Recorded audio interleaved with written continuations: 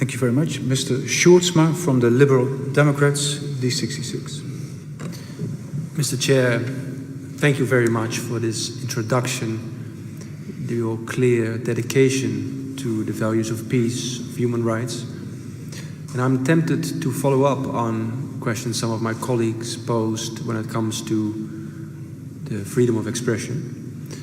But I wanted to ask your view on another topic, on those youngsters in our country, young men, young women, who are tempted by a radical extremist version of Islam to join the fight in countries like Syria, countries like Iraq. What would you say to those youngsters tempted by this perverted version of your faith? What would be your advice? What would be your call to them? You see, young people who are being radicalized here in the West and going to Syria or Iraq to fight for IS government or whatever it is. You see, these are the frustrated people. If you go back to 2008 economic crisis, you will see there is frustration among the youth. Only in the United Kingdom, there were almost 2.6 million people who were unemployed because of the crisis. And millions of people were unemployed in the world, in other parts of the world, countries of the world, developed world. And they are frustrated people. When they were asked, and among quite a big number of them are immigrants from Asia and other countries. And they are, unfortunately, they are Muslims. So when they see that they are being given or they are being, asked to come to join us and we shall pay you this much amount. So because of that frustration, in short, I'm telling you, they are being radicalized. This one reason is not only the reason, the religious reason, but is the economic reason as well. If they are given the opportunity to get jobs here, I think a quite good percentage of these radicalized people can be reduced. Even they say there was some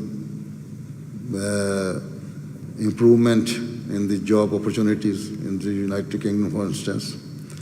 But it also said that the least beneficiaries of that was the youth. So they are again frustrated. So they are being radicalized. They were being radicalized and going there to fight for IS and were being heavily paid.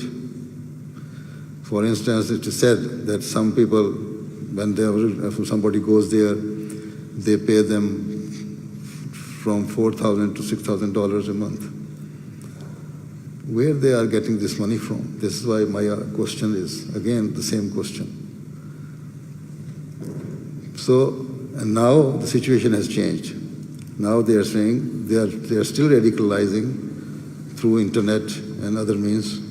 But they say now those people, especially the Muslim youth or families living in the West, should not come to Syria or Iraq anymore. They should stay there. They will guide them how to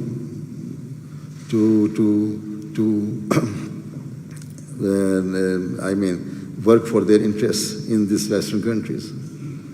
And it is also said that now our attack will be cyber attack. So this is it's a chain, a vicious circle now. You cannot just stop it within no time. The only solution is to stop and, from the roots, nip the bud.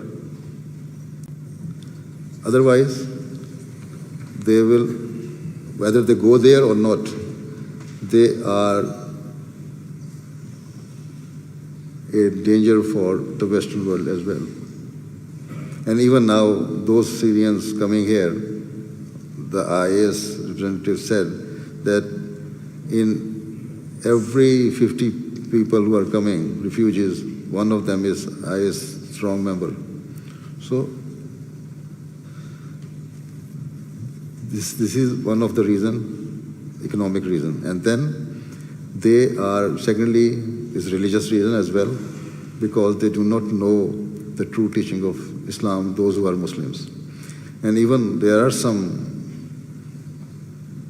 local native people who have accepted Islam and have been radicalized. And even they are more, cruel than the Asian Muslims. Sometimes it is said by the news, the journalists who have gone there. So the only thing is that stop their funding and stop their supplies in every respect.